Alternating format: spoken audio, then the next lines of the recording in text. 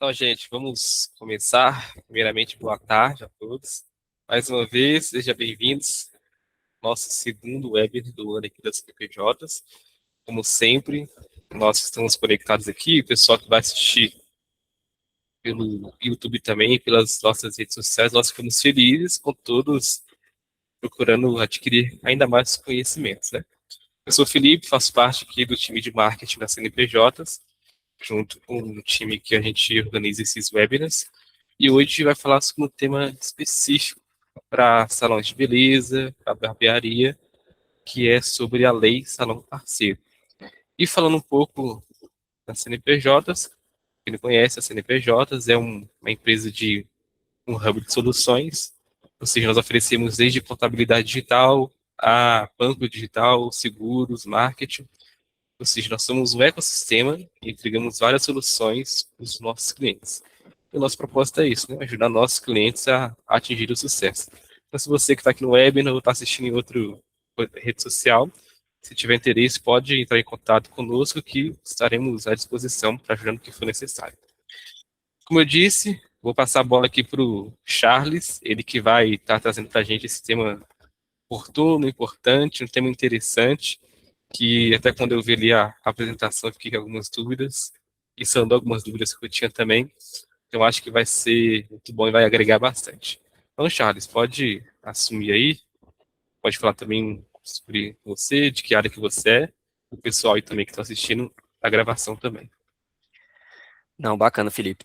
Só vai me confirmando aí se tá com áudio, vocês estão conseguindo me ouvir e me ver também, tá bom? Vamos lá, pessoal, boa tarde, né? Espero que todos aí estejam bem. Para quem está assistindo o webinar, depois também quem for assistir em outras plataformas, em outro momento, né? Talvez não consiga assistir ao vivo. Mas vamos falar um pouquinho sobre o planejamento da lei do salão parceiro, vamos entender o que que é essa lei, né? O que que é esse planejamento do salão parceiro, para que que serve, como que funciona. Para quem não me conhece, sou Charles, sou advogado, especialista na área empresarial. Atualmente voltei a estudar, né, então sou universitário novamente nas ciências contábeis. Então, daqui a um tempinho, talvez eu tenha ali duas profissões. Vamos lá. Então, vou começar compartilhando aqui a apresentação. Felipe, eu vou só pedir para você confirmar se vai estar aparecendo, cara. Beleza. Tá aparecendo assim, Tá 100%. compartilhado, né? Uhum. Então, acho que pulei um ali sem querer, então peço desculpas. Então, vamos lá, pessoal, né? O que que é a lei do salão parceiro? O que que é esse planejamento do salão parceiro? Vamos entender para que serve, para quem que serve, né? Então, esse planejamento que algumas empresas, eu falo algumas, não são para todas, podem usar em seu estabelecimento, decorre da lei. Essa lei a gente chama ela de lei do salão parceiro. É uma lei extremamente curta, mas muito completa para a área, né? Então, essa lei ela regula questões trabalhistas, empresariais e tributárias, né, dentro dos estabelecimentos de embelezamento. A gente vai passar, vai entender o que é o estabelecimento de embelezamento, quem se enquadra, quem não se enquadra.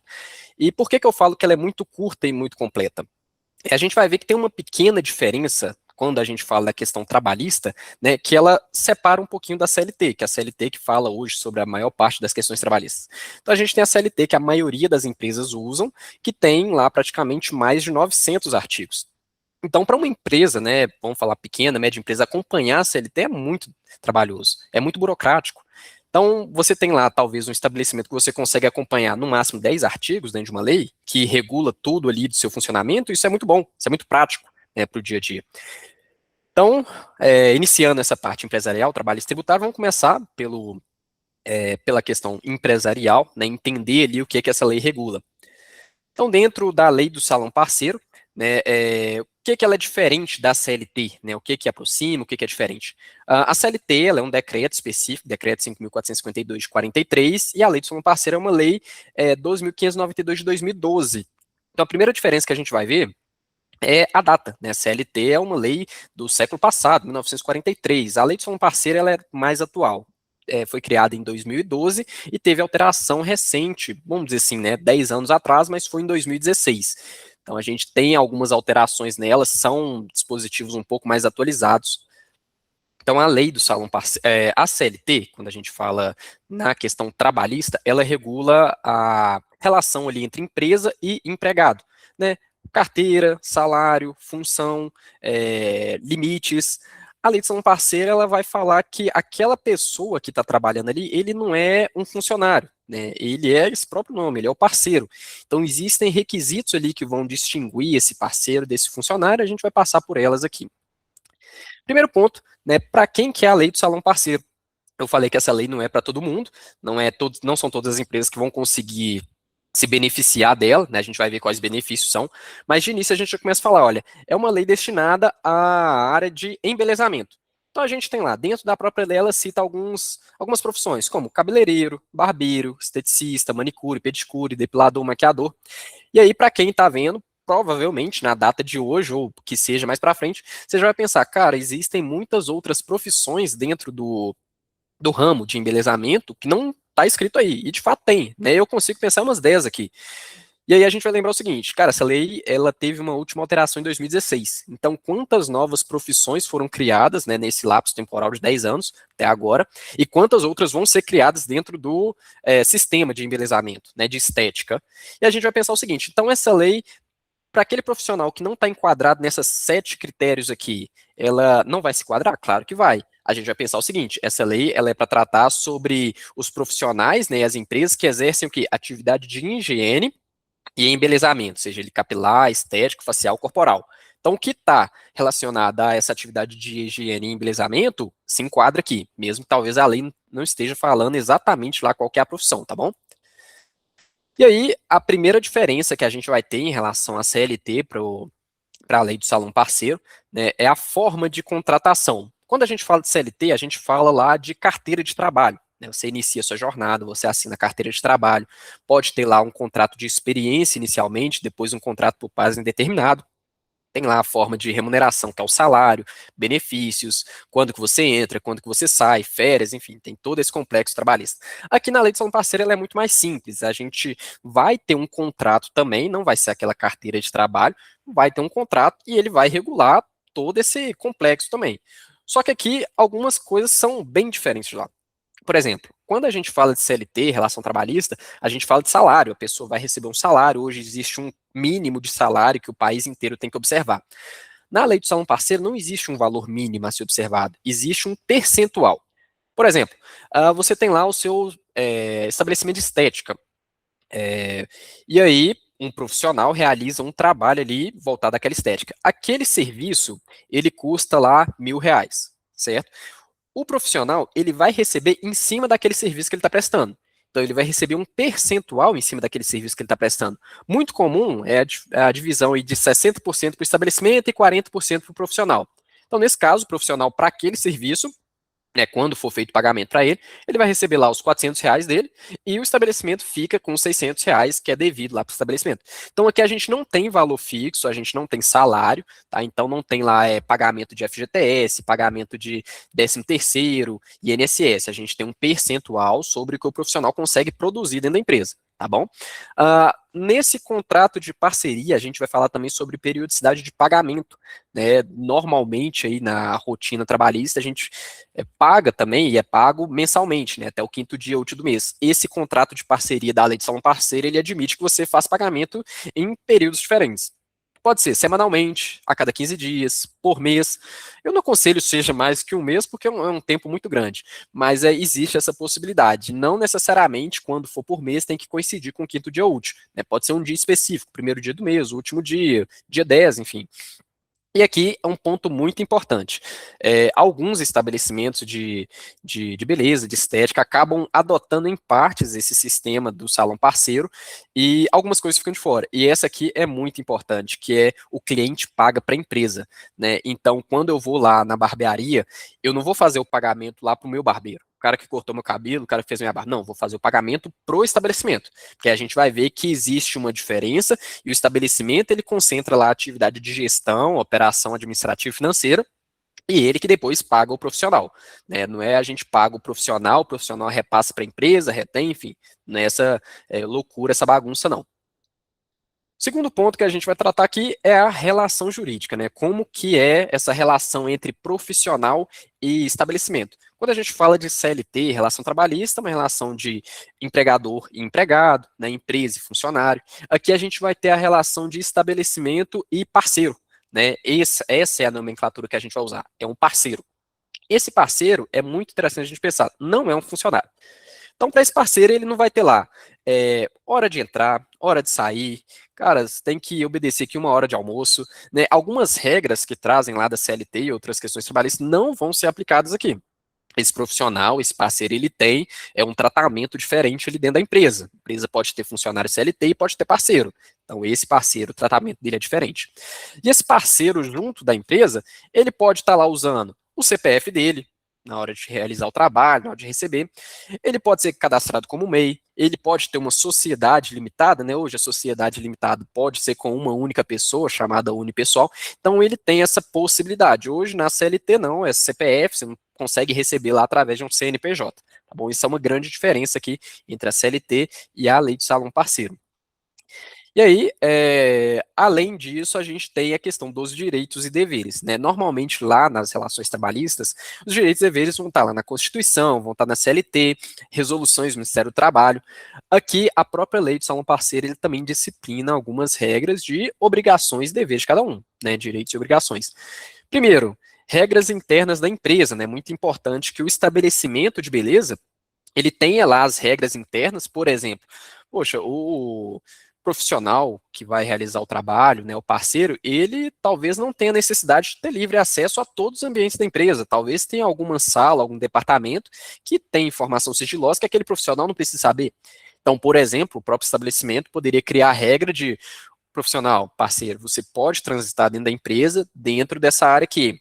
Ou então você tem acesso lá a algum equipamento, algum computador, mas existem plataformas, existem sistemas, cadastros que você não pode ter acesso lá. Então vão existir regras internas da empresa que são aplicáveis a esses profissionais, a esses parceiros. Limpeza e higiene, né? Hoje é até uma discussão, por exemplo, de algumas empresas. Poxa, o funcionário, né, o colaborador, ele tem uma atividade, será que eu posso pedir, posso exigir que ele faça a limpeza ali do seu ambiente, faça uma higienização?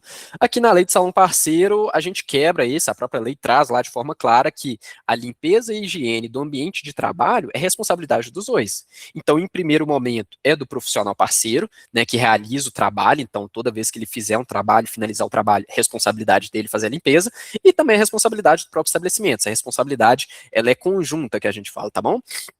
Condições de trabalho. E aí já é uma obrigação do estabelecimento da empresa, né?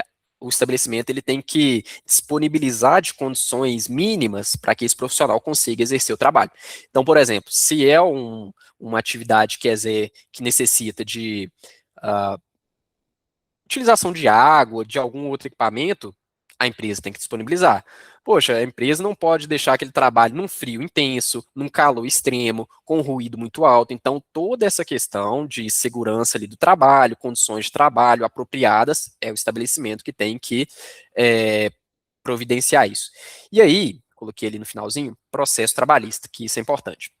Quando essa relação entre profissional parceiro e estabelecimento não está bem alinhada, não está redigida através de um contrato, ou existe um contrato e, na verdade, o que acontece é uma coisa completamente diferente, o estabelecimento ele está suscetível a passar por um processo trabalhista. E esse profissional parceiro ele pode vir a reclamar depois lá no Justiça do Trabalho alguma questão. Fala, olha, na verdade, isso que eu tinha aqui não é uma parceria, né? É, na verdade, uma relação CLT, eu era funcionário lá.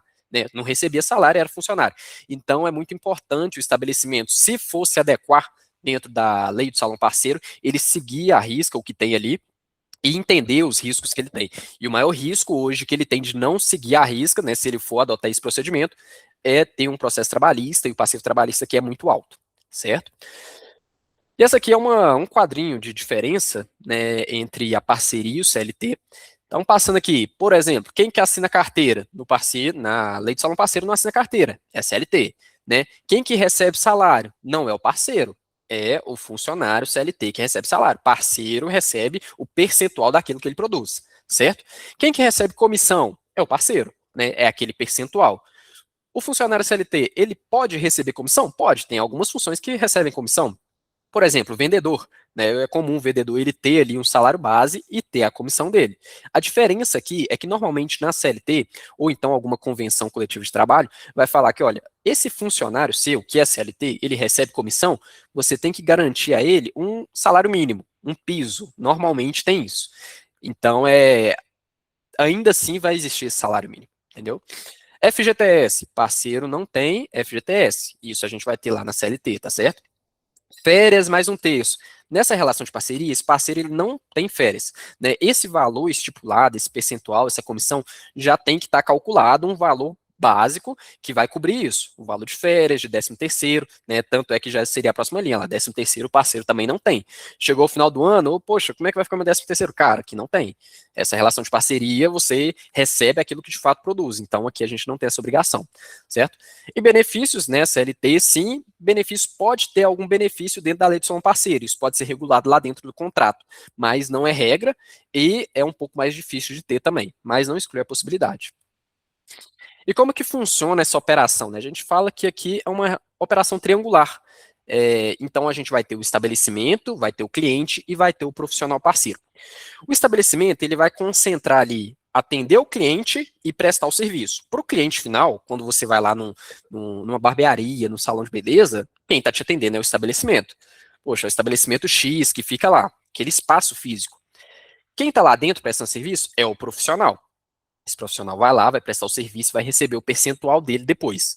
Quando você paga, você não paga para o profissional, você vai pagar para o estabelecimento. O estabelecimento vai concentrar nele ali essa gestão financeira e operacional. Então, o estabelecimento ele vai disponibilizar espaço, vai disponibilizar o profissional, ele recebe isso, né, faz esse atendimento ao cliente. Depois que finalizar, quando tiver ajustado o prazo, ele vai fazer o pagamento do percentual lá para o profissional. Tá? Então, essa relação triangular é muito importante a gente conseguir garantir isso aqui, porque a própria lei de salão parceiro fala, a obrigação fiscal, administrativa e financeira, ela é do estabelecimento. Se a gente quebrar isso, lembra que eu falei que existe o risco trabalhista? Né? Aqui é o mesmo risco. Se você não tiver cumprindo essa obrigação triangular, pode ser que você tenha aí sim esse risco trabalhista de esse profissional estar exercendo tanto a atividade dele profissional, mas é uma, em tese, né, entre aspas, desvio e acúmulo de função. Ele pode querer reclamar isso aí depois, tá bom? Passando agora para o campo tributário, né, o que, que a gente tem aqui? Diferença empresa e profissional. A empresa, nesse caso, que vai se adequar às regras da lei de salão parceiro, ela paga imposto, ainda paga, o profissional parceiro também paga imposto. A diferença que é, a empresa ela paga imposto somente sobre aquilo que vai ficar para ela. Então, exemplo, esse estabelecimento ele vai ter lá uma receita no mês, né, vai entrar lá no caixa da empresa no mês 100 mil reais. Mas de todo esse 100 mil, 40% dele é de profissional parceiro. Então, no final das contas, o que de fato é da empresa ali são 60 mil reais, né? Uma conta muito simples, tá, pessoal? E aí, no final disso tudo, quando a empresa ela for tributar, ela vai tributar somente sobre 60 mil, excluindo esses 40% que ele passou para o parceiro. E esses 40% que vai ser repassado para o parceiro que vai tributar. Né? Como que ele vai fazer isso? Se for através do CPF, beleza, vai ser imposto de renda lá na declaração de imposto de renda dele, ele vai pagar lá o INSS da forma que ele achar melhor. Se for através do MEI, né, vai ser aquela guia mensal do MEI e fazer a declaração de imposto de renda lá no ano sequente. Ou se ele for uma sociedade limitada, ele vai emitir as notas fiscais, vai pagar um imposto normal de acordo com quanto que ele estiver faturando. E aqui é uma pequena diferença, só para a gente trazer isso em números. Imagina só, uma empresa ela recebe lá 100 mil reais. E aí tem o primeiro quadrinho lá, empresa sem planejamento, e o segundo, a empresa com planejamento. A empresa, né, o estabelecimento de embelezamento que não tem o planejamento da lei de salão parceiro, ela vai pegar esses 100 mil reais, ela vai ter que tributar esses 100 mil reais. Então, quando a gente olha uma empresa hoje, no Simples Nacional, ela pagaria em torno aqui de 13,5%, 3,03% de imposto sobre esses 100 mil. Então, ela pagaria em torno de 13.030 reais de imposto todo mês sobre esses 100 mil reais, certo? Empresa sem o planejamento. A empresa que tem o planejamento, ou seja, ela vai repassar esses 40% lá para o profissional, ela não vai tributar os 100 mil reais. Ela vai pagar imposto somente sobre 60 mil. Então, quando ela vai realizar o cálculo de imposto, a gente reduz essa alíquota média para 11,5%, que já é um pouco mais baixo, e o valor final de imposto cai para mais ou menos 6.630, nesse exemplo aqui que é completamente didático, tá? Então, a gente pegar uma empresa funcionando, que recebe mais, menos que isso a cada mês é volátil, claro que a gente não vai chegar nesses números, mas é aproximado. Então, olha só a diferença. Uma empresa sem planejamento que vai tributar 100 mil reais hoje, ela está pagando em torno de 13 mil reais de imposto. Uma empresa com planejamento, que ela vai repassar o 40% lá para o profissional, ela vai pagar em torno de 6.600 reais de imposto. É praticamente a metade do valor que a outra está pagando, né? E ela está recebendo ainda mais do que a metade, 100 mil. E o profissional, né? O profissional ele também ganha, tá? Então não tem aqui uma situação onde só a empresa ganha. O profissional ele pode decidir ali a forma que ele vai poder trabalhar para ele acabar ganhando também.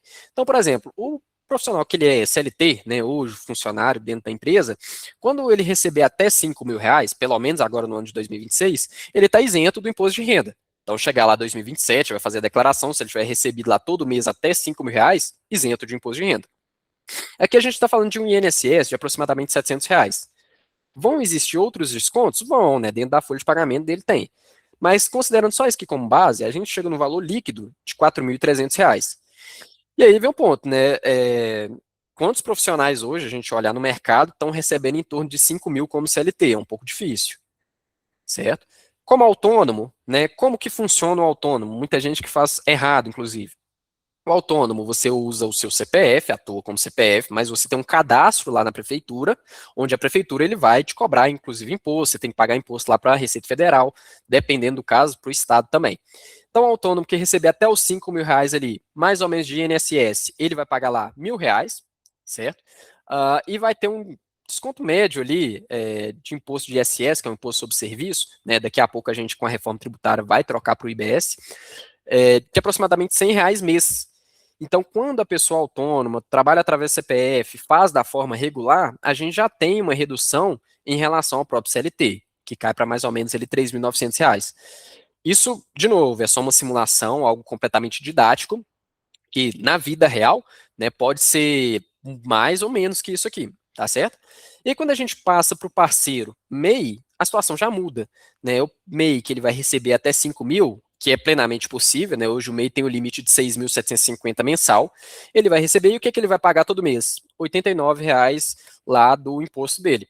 Até 5 mil reais está isento do imposto de renda, então se ele receber somente isso aqui todos os meses do ano de 2026, na declaração do ano que vem, isento possivelmente, e ele tem um aumento da receita líquida dele. Então, onde funcionar no valor de 4.300, que possivelmente iria ser menor, é que com o MEI ele já tem uma receita líquida de R$ 4.900 aproximadamente. Né? É um valor até diferente. Opa, adiantei aqui. E por fim, né, como uma sociedade limitada, os mesmos 5 mil reais ele pagaria ali de imposto de forma geral, dentro do Simples Nacional, um cálculo básico, tá? Pode ser mais do que isso, pode ser um pouco menos, em torno de R$ 300 mês. Né? Existem outros custos aqui para uma sociedade limitada, como, por exemplo, contador, taxas de prefeitura, certificado digital.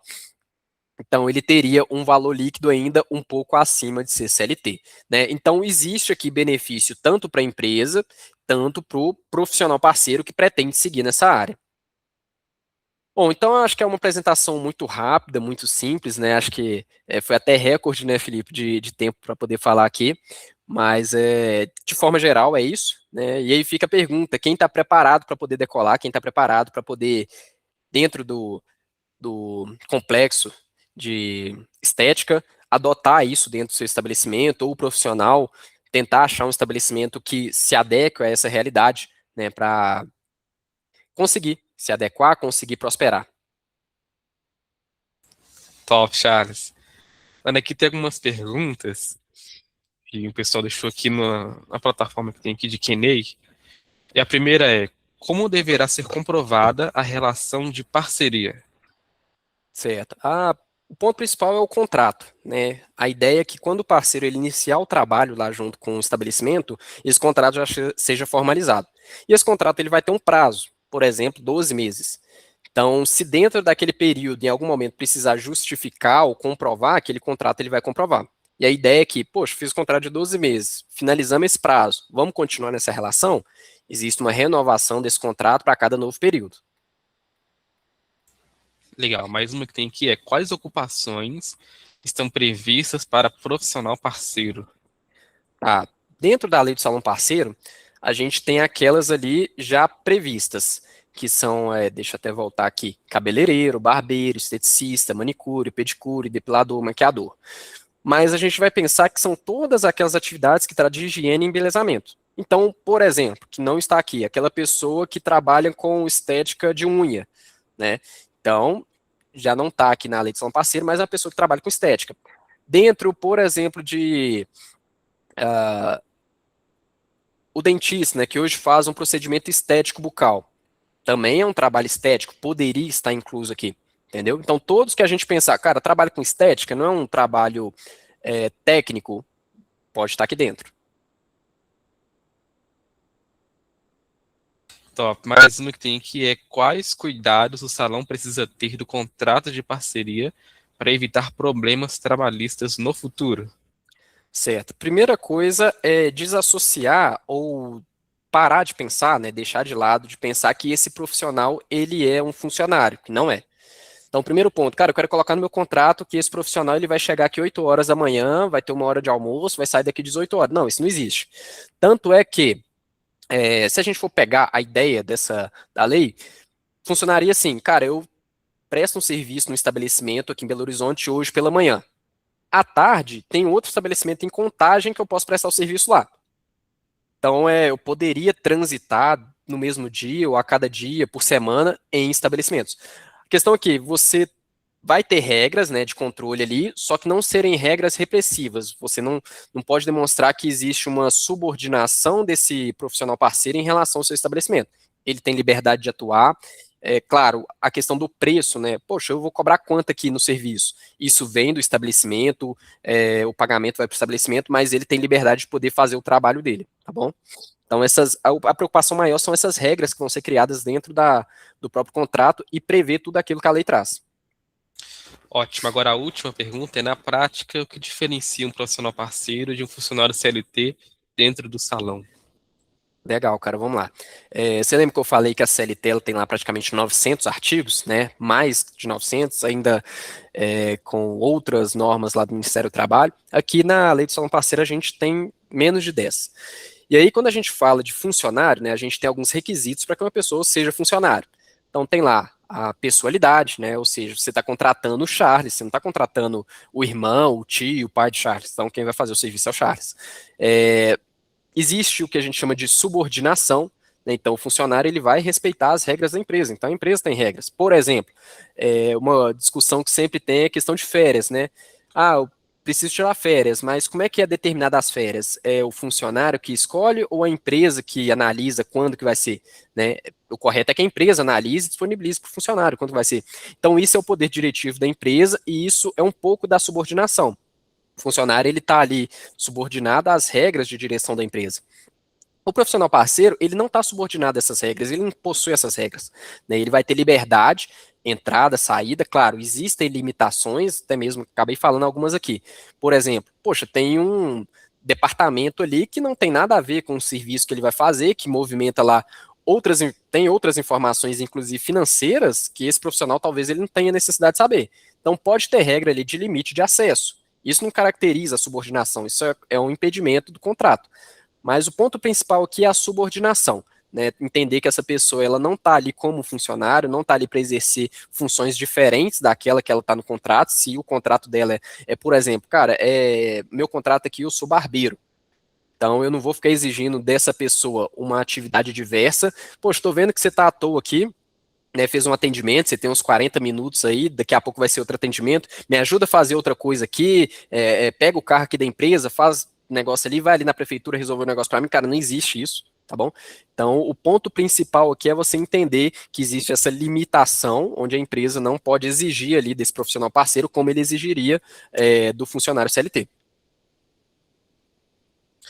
Excelente, Charles. Foram essas perguntas. Nós chegamos aqui ao fim do nosso webinar, né? Quero agradecer muito a presença de todos.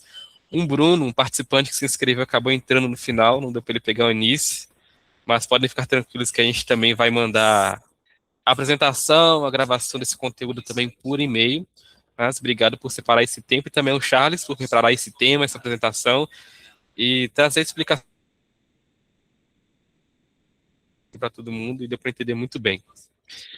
E um recado final é uma frase que a gente tem aqui: quanto mais cedo a empresa entende esses temas, mais preparada ela fica para tomar decisões